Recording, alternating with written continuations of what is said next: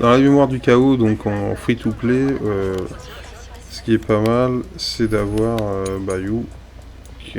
Pourquoi? Parce que forcément, c'est difficile d'avoir 8 personnages montés à fond, à 80%. Et Bayou, même si c'est considéré obsolète et qu'elle peut pas enlever les effets, euh, elle a la possibilité par contre d'éviter que les personnages perdent trop de vie grâce à cette capacité bonus. Bénédiction aquatique, les personnages revigorés subissent 10% de dégâts en moins. Et ça se sent vraiment. Hein. Vous avez une équipe qui n'est pas boostée à fond, honnêtement, grâce à elle, elle permet de rester vivant et franchement, ça vaut le coup. Quand on va pas aller la chercher sur une bannière, hein, mais si vous l'avez, ça permet d'avoir une deuxième équipe qui tient le coup dans les mémoires du chaos. Au début, j'avais du coup les personnages du début du jeu, et puis après, il y a eu Clara jouer, puis après, bien sûr, à l'arrivée de Fenon, on a mis Fenon. Pas trop de personnages de soutien parce que c'est pas mon truc. Du coup, il y avait Tingoon, je sais pas si je prononce bien. Elle a l'avantage d'avoir son ultime avant le combat, ce qui est pas mal. Après, forcément, je suis allé chercher chez Hydra, alors c'était pas forcément obligé, mais je me suis dit que ça peut être un avantage parce que forcément l'équipe B c'est Fenon qui combat tout seul, donc ça pouvait être pas mal. Donc là quand on met Tigoon, on fait une capacité, on refait une, hop, elle a son ultime direct. On peut faire donc Bayou, et après donc forcément ça permet que dès le début du combat d'avoir l'ultime, donc ce qui est déjà pas mal. Hop, on peut l'utiliser.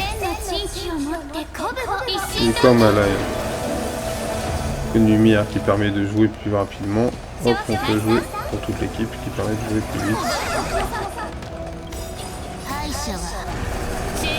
Donc voilà, je vais pas faire tout le combat, c'était juste pour montrer.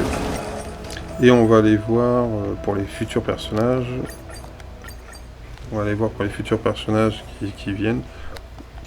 En free to play.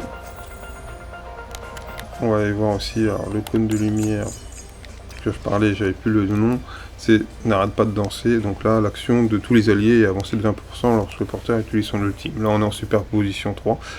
Et sinon, pour les futurs personnages qui arrivent, alors nous avons bien entendu Noterna, Mat 7, qui est vraiment stylé, qui donne envie d'aller chercher, mais j'irai pas chercher parce que honnêtement, en tout cas pas maintenant, peut-être qu'elle va revenir après, parce que le personnage va pas être avantageux en free to play pour une équipe peut-être avec Castoris, mais elle est déjà bien forte l'équipe avec Castoris, on peut mettre plusieurs persos, et l'équipe B, pour l'instant je cherche à monter vraiment l'équipe B, donc forcément le personnage gratuit, Daliang, je sais pas si on prononce bien, Daliang, mais je vais avoir besoin de tickets, pas pour lui vu qu'il est gratuit, j'irai pas chercher non plus de l'avoir en double, mais c'est pour son cône de lumière qui va être difficile à remplacer, qui va être puissant en attaque, et du coup l'optique ça serait de augmenter. Lui l'avantage c'est que dans l'équipe Fenon, en fait son dragon pourra attaquer dans le territoire Fenon quand il sera transformé, donc c'est vraiment un avantage en plus les boucliers.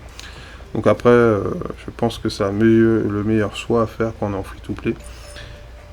À vous de me dire ce que vous en pensez. Et après, on verra. Il y aura sûrement d'autres nouveaux personnages qui seront justement peut-être plus intéressants ou plus puissants qui vont arriver.